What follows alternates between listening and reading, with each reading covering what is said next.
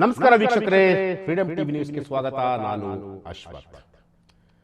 ನೀವು ಮ್ಯಾಟ್ರಿಮೋನಿಯಾದಲ್ಲಿ ವಧು ಅಥವಾ ವರನನ್ನ ಏನಾದರೂ ಹುಡುಕ್ತಾ ಇದ್ದೀರಾ? ಹಾಗಾದ್ರೆ ಈ ಸ್ಟೋರಿಯನ್ನ ನೀವು ಯಾವುದೇ ಕಾರಣಕ್ಕೂ ಕೂಡ ಮಿಸ್ ಮಾಡಲೇಬಾರದು. ಮ್ಯಾಟ್ರಿಮೋನಿಯಾದಲ್ಲಿ ವರ ಅಥವಾ ವಧುವನ್ನ ಹುಡುಕುವಂತ ಪ್ರತಿಯೊಬ್ಬ ಪೋಷಕರು ಕೂಡ ಈ ಸ್ಟೋರಿಯನ್ನ ನೋಡಲೇಬೇಕು. ಒಂದಲ್ಲ ಎರಡಲ್ಲ 100 ಬಾರಿ ಯೋಚನೆ ಮಾಡಿ ನೀವು ಮ್ಯಾಟ್ರಿಮೋನಿಯಾದಲ್ಲಿ ವಧು ಅಥವಾ ವರನನ್ನ ಸೆಲೆಕ್ಟ್ ಮಾಡಬೇಕು. ಯಾಕೆಂತಂದ್ರೆ ಸ್ವಲ್ಪ ಯಾಮಾರಿದ್ರು ಕೂಡ ನಿಮ್ಮ ಮಗಳ ಭವಿಷ್ಯ ಹಾಳಾಗುತ್ತೆ, ನಿಮ್ಮ ಮಗನ ಭವಿಷ್ಯ ಹಾಳಾಗುತ್ತೆ, ಜೊತೆಗೆ ನಿಮ್ಮ ಮಾನ ಮರ್ಯಾದೆ 3 ಕಾಸಿಗೆ ಹರಾಜಾಕುವಂತಹ ಒಂದು ಪರಿಸ್ಥಿತಿ ಕೂಡ ಬಂದರೂ ತಪ್ಪಾಗಲ್ಲ. ಯಾಕಪ್ಪ ನಾನು ಇಷ್ಟೆಲ್ಲ ಹೇಳ್ತೀನಿ ಅಂತಂತಂದ್ರೆ, ಇಲ್ಲೊಬ್ಬ ವ್ಯಕ್ತಿ ಮ್ಯಾಟ್ರಿಮೋನಿಯಾದಲ್ಲೇ ಸುಮಾರು ಒಂದಲ್ಲ ಎರಡಲ್ಲ 9 ಜನ ಹೆಣ್ಣು ಮಕ್ಕಳಿಗೆ ಯಾಮಾರಿಸಿರುವಂತಹದ್ದು. ಅಷ್ಟಕ್ಕೂ ಈ ಪ್ರಕರಣ ಎಲ್ಲಿ ನಡೆದಿರೋದು ಅಂತಂತಂದರೆ ಬೆಂಗಳೂರಿನಲ್ಲ, ಮಂಗಳೂರಿನಲ್ಲಿ ಈ ಒಂದು ಪ್ರಕರಣ ಬಯಲಿಗೆ ಬಂದಿರುವಂತಹದ್ದು. ನೀವು ನಂಬಲ್ಲ, ಮಂಗಳೂರಿನ ಪೊಲೀಸರು ಕೂಡ ಈ ಪ್ರಕರಣವನ್ನು ಭೇದಿಸಿದಂತಹ ಸಂದರ್ಭದಲ್ಲಿ ಅವರೂ ಕೂಡ ಶಾಕ್ ಆಗಿದ್ದಾರೆ. ಯಾಕೆಂತಂದರೆ ಒಬ್ಬರಿಗೆ ಇಬ್ಬರಿಗೆ ಮೋಸ ಮಾಡೋದು ಸಹಜ, ಆದರೆ ಈ ವ್ಯಕ್ತಿ 9 ಜನ ಹೆಣ್ಣು ಮಕ್ಕಳಿಗೆ ಮಾನ ಮರ್ಯಾದೆ ಕಳೆಯದಲ್ಲದೆ ಜೊತೆಗೆ ಅವರ ಬಳಿ ಇದ್ದಂತಹ ಲಕ್ಷ ಹಣವನ್ನು ಕೂಡ ಕಿತ್ಕೊಂಡು ಪರಾರಿಯಾಗಿದ್ದ.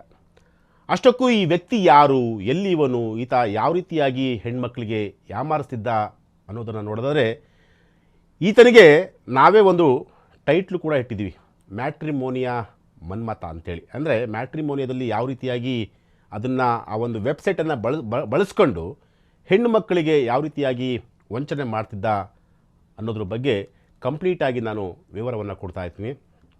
ಈ ವ್ಯಕ್ತಿ ಮೂಲತಃ ಮಂಗಳೂರಿನವನು. ಅಂದರೆ ಹೆಣ್ಣು ಮಕ್ಕಳನ್ನೇ ಬಂಡವಾಳವಾಗಿ ಮಾಡಿಕೊಂಡಂತಹ ಒಬ್ಬ ಖತರ್ನಾಕ್ ಅಂದರೂ ಕೂಡ ತಪ್ಪಾಗಲಿಕ್ಕಿಲ್ಲ. ಯಾಕೆಂತಂದರೆ ಮ್ಯಾಟ್ರಿಮೋನಿಯಾದಲ್ಲಿ ಅದೆಷ್ಟೋ ಜನ ಯುವತಿಯರು ತಮಗೆ ಒಂದು ಸೂಕ್ತವಾದಂತಹ ಒಂದು ವರ ಬೇಕು ಅಥವಾ ವಧು ಬೇಕು ಅಂತಂತೇಳಿ ಮ್ಯಾಟ್ರಿಮೋನಿಯಾ ವೆಬ್ಸೈಟನ್ನು ಪ್ರತಿಯೊಬ್ಬರು ಕೂಡ ಸರ್ಚ್ ಮಾಡ್ತಾ ಇರ್ತಾರೆ. ಹಾಗೆ ಸರ್ಚ್ ಮಾಡಿದಂತಹ ಸಂದರ್ಭದಲ್ಲಿ ಕೆಲವರಿಗೆ ಇಷ್ಟ ಆಗುವಂತಹ ವರಗಳು ಸಿಗ್ತವೆ, ಕೆಲವರಿಗೆ ಇಷ್ಟ ಆಗುವಂತಹ ವಧುಗಳು ಕೂಡ ಸಿಗ್ತವೆ. ಆದರೆ ಈ ವ್ಯಕ್ತಿ ಚೆನ್ನಾಗಿರಲಿ ಚೆನ್ನಾಗಿಲ್ದಲೇ ಇರಲಿ, ಇವನು ಸ್ವಲ್ಪ ನೋಡೋದಕ್ಕೂ ಸ್ವಲ್ಪ ಚೆನ್ನಾಗಿದ್ದಾನೆ, ಚೆನ್ನಾಗಿಲ್ದಲೇ ಇರಲಿ, ಹೆಣ್ಣು ಮಕ್ಕಳನ್ನ ಹ್ಯಾಮಾರ್ಸೋದೇ ಇವನ ಕೆಲಸ.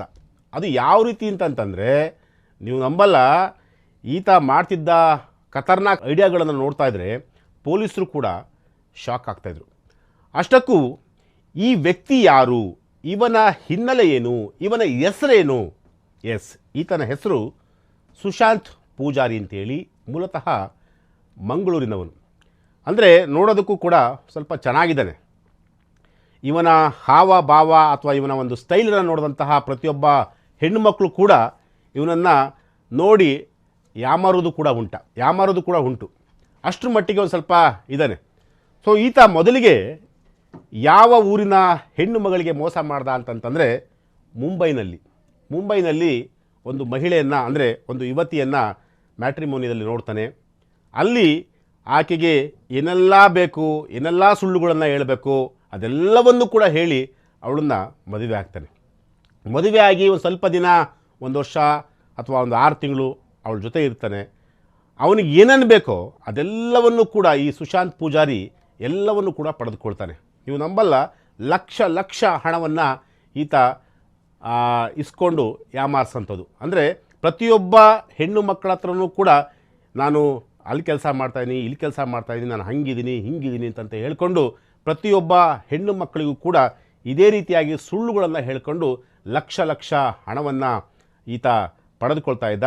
ಅದಾದ ನಂತರ ಸ್ವಲ್ಪ ದಿನ ನನಗೆ ಸ್ವಲ್ಪ ಸಮಸ್ಯೆ ಇದೆ, ನನಗೆ ಬೇರೆ ಏನೋ ಊರಲ್ಲಿ ಕೆಲಸ ಇದೆ ಅಂತ ಹೇಳ್ಬಿಟ್ಟು ಹೋದನು, ಮತ್ತೆ ವಾಪಸ್ ಬರ್ತಲೇ ಇರಲಿಲ್ಲ. ಅದಾದ ಮೇಲೆ ಇವನು ಯಾವಾಗ ವಾಪಸ್ ಬರಲ್ಲ ಅಂತ ಗೊತ್ತಾಯಿತೋ, ಆ ಮುಂಬೈನ ಯುವತಿ ಏನು ಮಾಡ್ತಾಳೆ, ಒಂದು ದೂರನ್ನು ಕೊಡ್ತಾಳೆ. ಆ ಒಂದು ದೂರಿನ ಆಧಾರದ ಮೇಲೆ ಸುಶಾಂತ್ ಪೂಜಾರಿ ಮೇಲೆ ಒಂದು ಮಂಗಳೂರಲ್ಲಿ ಒಂದು ಕೇಸ್ ಕೂಡ ರಿಜಿಸ್ಟರ್ ಆಗುತ್ತೆ. ಆ ಕೇಸ್ನ ತನಿಖೆ ಮಾಡಿದಂತಹ ಸಂದರ್ಭದಲ್ಲಿ ಇವನ ಹಿಸ್ಟ್ರಿ ನಿಜಕ್ಕೂ ಪೊಲೀಸರಿಗೂ ಕೂಡ ಶಾಕ್ ಅನಿಸುತ್ತೆ. ಯಾಕೆಂತಂದರೆ ಇವನ ಹಿಸ್ಟ್ರಿ ಅಷ್ಟರ ಮಟ್ಟಿಗೆ ರೋಚಕವಾಗಿತ್ತು. ಈ ಸುಶಾಂತ್ ಪೂಜಾರಿ ಇದಾನಲ್ಲ, ಸಾಮಾನ್ಯವಾದಂತಹ ವ್ಯಕ್ತಿ ಅಲ್ವೇ ಇಲ್ಲ. ಆ ಮುಂಬೈನ ಯುವತಿಗೆ ನೀವು ನಂಬಲ್ಲ, ಬರೋಬ್ಬರಿ 7 ಲಕ್ಷ ರೂಪಾಯಿ ಹಣವನ್ನು ವಂಚನೆ ಮಾಡಿದ್ದ. ಈ ಕುರಿತಂತೆ ಮಂಗಳೂರಿನ ಒಂದು ಕಾವೂರು ಪೊಲೀಸ್ ಠಾಣೆಯಲ್ಲಿ ಆ ಸಂತ್ರಸ್ತ ಮಹಿಳೆ, ಅಂದರೆ ಈತನಿಂದ ನೊಂದಂತಹ ಮಹಿಳೆ ಒಂದು ದೂರನ್ನು ಕೂಡ ಕೊಡ್ತಾರೆ. ಆ ದೂರಿನ ಆಧಾರದ ಮೇಲೆ ಪೊಲೀಸರು ತನಿಖೆಯನ್ನು ಶುರು ಮಾಡ್ತಾರೆ. ತನಿಖೆಯನ್ನು ಶುರು ಮಾಡಿದಂತಹ ಸಂದರ್ಭದಲ್ಲಿ ಸುಶಾಂತ್ ಪೂಜಾರಿಯ ಹಿಸ್ಟ್ರಿ ರಿವೀಲ್ ಆಗುತ್ತೆ. ಅದು ಯಾವ ಮಟ್ಟಿಗೆ ಅಂತಂತಂದರೆ, ಈತ ಮ್ಯಾಟ್ರಿಮೋನಿಯವನ್ನೇ ತನ್ನದೇ ಆದಂತಹ ಒಂದು ವೆಬ್ಸೈಟು ಅನ್ನೋ ರೀತಿ ಅಷ್ಟರ ಮಟ್ಟಿಗೆ ಅದಕ್ಕೆ ಅಡಾಪ್ಟ್ ಆಗಿದ್ದ. ಜೊತೆಗೆ ಅದರಲ್ಲಿರುವಂತಹ ಒಂದಷ್ಟು ಬೇರೆ ಬೇರೆ, ಅಂದರೆ ತುಂಬ ಚೆನ್ನಾಗಿರೋಂತಹ ಹೆಣ್ಮಕ್ಳು ಅಥವಾ ತುಂಬ ಐಫೈ ಆಗಿರುವಂತಹ ಹೆಣ್ಮಕ್ಳ ಡೀಟೇಲ್ಸನ್ನು ಕಂಪ್ಲೀಟ್ ಕಲೆಕ್ಟ್ ಮಾಡ್ಕೊಂಡಿದ್ದ ಈತ. ಅಂದರೆ ಪ್ರತಿಯೊಬ್ಬರಿಗೂ ಕೂಡ ಈತ ಯಾವ ರೀತಿಯಾಗಿ ವಂಚನೆ ಮಾಡ್ತಿದ್ದ ಅಂತಂದರೆ, ನನಗೆ 1 ಲಕ್ಷ ರೂಪಾಯಿ ಸಂಬಳ ಬರುತ್ತೆ, 2 ಲಕ್ಷ ರೂಪಾಯಿ ಸಂಬಳ ಬರುತ್ತೆ ಅಂತ ಹೇಳಿ ಪ್ರತಿಯೊಬ್ಬರಿಗೂ ಕೂಡ ಯಾಮಾರಿಸ್ತಾ ಇದ್ದ. ಇವನ ಹಸಿ ಬಿಸಿ ಸುಳ್ಳಿನ ಮಾತುಗಳನ್ನು ಕೇಳ್ಕೊಂಡಂತಹ ಹೆಣ್ಮಕ್ಳು, ಜೊತೆಗೆ ಹೆಣ್ಮಕ್ಳ ಪೋಷಕರು ಯಾಮಾರಿ ಬಿಡ್ತಿದ್ರು.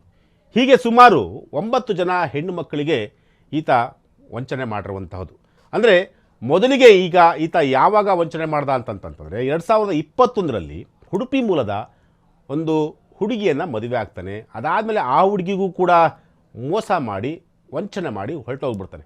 ಬಳಿಕ ಉಡುಪಿ ಭಾಗದ ಮತ್ತಿಬ್ಬರನ್ನು ಕೂಡ, ಅಂದರೆ ಅದೇ ಭಾಗದ ಮತ್ತಿಬ್ಬರನ್ನು ಕೂಡ ಮದುವೆ ಆಗ್ತಾನೆ. ಮದುವೆ ಆಗಿ ವಂಚನೆ ಮಾಡ್ತಿರ್ತಾನೆ. ಅಂದರೆ ಕಂಪ್ಲೀಟು ಈ ಸುಶಾಂತ್ ಪೂಜಾರಿಯ ಹಿಸ್ಟ್ರಿ ಮ್ಯಾಟ್ರಿಮೋನಿಯಾದಲ್ಲಿ ಎಲ್ಲ ಸುರಸುಂದರ, ಅಂದರೆ ತುಂಬ ಚೆನ್ನಾಗಿರುವಂತಹ ಹೆಣ್ಣು ಮಕ್ಕಳ ಫೋಟೋಗಳನ್ನು ತೆಗೆದುಕೊಂಡು, ಅವರ ಹಿಸ್ಟ್ರಿಗಳನ್ನು ತೆಗೆದುಕೊಂಡು, ಅವರ ಕಂಪ್ಲೀಟ್ ಜಾತಕವನ್ನು ತೆಗೆದುಕೊಂಡು ಅವರ ಮನೆಗೆ ಹೋಗಿ ಅಪ್ರೋಚ್ ಮಾಡಿ, ನನಗೆ ಮದುವೆನೇ ಆಗಿಲ್ಲ, ನಾನು ಅಲ್ಲಿ ಆ ಸಾಫ್ಟ್ವೇರ್ ಕಂಪ್ನಿಲಿ ಕೆಲಸ ಮಾಡ್ತೀನಿ, ಈ ಸಾಫ್ಟ್ವೇರ್ ಕೆಲಸ ಮಾಡ್ತೀನಿ, ನನಗೆ ಅಷ್ಟು ಸಂಬಳ ಬರುತ್ತೆ, ಇಷ್ಟು ಸಂಬಳ ಬರುತ್ತೆ, ಮತ್ತು ನನಗೆ ಅಲ್ಲೆಲ್ಲ ಒಂದು ತೋಟ ಇದೆ ಅಂತ ಹೇಳಿ ಈ ರೀತಿಯಾಗಿ ವಂಚನೆ ಮಾಡ್ಕೊಂಬಂದು ಈಗ ಮಂಗಳೂರು ಪೊಲೀಸರ ಕೈಗೆ ಈಗ ಸಿಕ್ಕಿ ಬಿದ್ದಿದ್ದಾನೆ.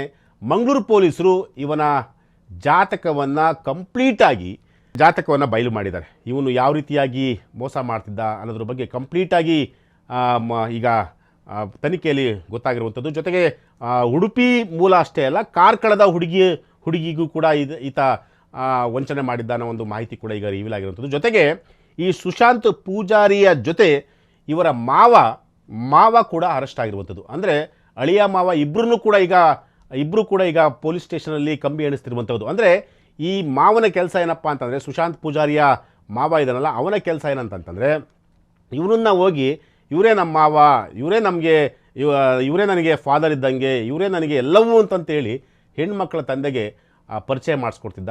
ಆತನ ಹೆಸರು ಕೂಡ ಭಾಸ್ಕರ್ ಅಂತೇಳಿ, ಅಂದರೆ ಸುಶಾಂತ್ ಪೂಜಾರಿ ಮಾವನ ಹೆಸರು ಭಾಸ್ಕರ್ ಅಂತೇಳಿ. ಆತ ಕೂಡ ಮುಲ್ಕಿ ನಿವಾಸದವನು. ಸೊ ಆತನನ್ನು ಕೂಡ ಈಗ ಪೊಲೀಸರು ಈಗ ವಶಕ್ಕೆ ತೆಗೆದುಕೊಂಡು ಇಬ್ಬರನ್ನು ಕೂಡ ಈಗ ಕಂಪ್ಲೀಟಾಗಿ ತನಿಖೆಯನ್ನು ಕೂಡ ಮಾಡ್ತಿರುವಂಥದ್ದು. ಅಂದರೆ ಇಲ್ಲಿ ಒಂದು ವಿಚಾರವನ್ನು ನಾವು ಹೇಳಲೇಬೇಕಾಗುತ್ತೆ. ಮೋಸ ಹೋಗುವವರು ಎಲ್ಲಿವರೆಗೂ ಇರ್ತಾರೋ ಮೋಸ ಮಾಡುವವರು ಇದ್ದೇ ಇರ್ತಾರೆ ಅನ್ನೋದಕ್ಕೆ ಈ ಪ್ರಕರಣವೇ ಸಾಕ್ಷಿ. ಸೊ ಹಾಗಾಗಿ ಮ್ಯಾಟ್ರಿಮೋನಿಯಾದಲ್ಲಿ ಪ್ರತಿಯೊಬ್ಬರು ಕೂಡ, ಅಂದರೆ ಮದುವೆ ಆಗುವಂತಹ ಹೆಣ್ಣು ಮಕ್ಕಳಾಗಿರ್ಬೋದು, ಮದುವೆ ಆಗುವಂತಹ ಯುವಕರಾಗಿರ್ಬೋದು, ಅಥವಾ ಯಾರೇ ಆಗಿರ್ಬೋದು, ಅದನ್ನು ವೆಬ್ಸೈಟನ್ನು ಸರ್ಚ್ ಮಾಡಬೇಕಾದ್ರೆ ಅವರ ಹಿಸ್ಟ್ರಿಗಳನ್ನು ಕಂಪ್ಲೀಟಾಗಿ ತೆಗೆದುಕೊಳ್ಳಿ. ಯಾಕೆಂತಂದರೆ ಸುಮ್ಮನೆ ಏನೋ ಹುಡುಗ ಚೆನ್ನಾಗಿದ್ದಾನೆ ಅಥವಾ ಹುಡುಗ ವೆಲ್ ಸೆಟಲ್ ಅಂತಂತೇಳಿ ಏನೋ ಸುಮ್ಮನೆ ಯಾಮಾರಿ ನೀವು ನಿಮ್ಮ ಮಕ್ಕಳ ಭವಿಷ್ಯವನ್ನು ಹಾಳು ಮಾಡೋಕ್ಕೆ ಹೋಗಬೇಡಿ. ಪ್ರತಿಯೊಂದನ್ನು ಕೂಡ ಎಲ್ಲವನ್ನೂ ಕೂಡ ಯೋಚಿಸಿ ಒಂದು ಹೆಜ್ಜೆಯನ್ನು ನೀವು ಇಡಬೇಕಾಗುತ್ತೆ. ಇದು ಇವತ್ತಿನ ಒಂದು ವಿಚಾರ. ನಾಳೆ ಮತ್ತೊಂದು ವಿಚಾರದೊಂದಿಗೆ ನಾನು ನಿಮ್ಮನ್ನು ಭೇಟಿಯಾಗ್ತೀನಿ. ನಿರಂತರ ಸುದ್ದಿಗಾಗಿ ನೋಡ್ತಾ ಇರಿ ಫ್ರೀಡಮ್ ಟಿವಿ ನ್ಯೂಸ್. ಕ್ಷಣ ಕ್ಷಣದ ಸುದ್ದಿಗಳಿಗಾಗಿ ಫ್ರೀಡಮ್ ಟಿವಿ ಸಬ್ಸ್ಕ್ರೈಬ್ ಮಾಡಿ, ಲೈಕ್ ಮಾಡಿ ಹಾಗೂ ಫಾಲೋ ಮಾಡಿ. ಹೊಸ ಸುದ್ದಿಗಳ ನೋಟಿಫಿಕೇಶನ್ಗಾಗಿ ಬೆಲ್ ಐಕಾನ್ ಮೇಲೆ ಕ್ಲಿಕ್ ಮಾಡಿ.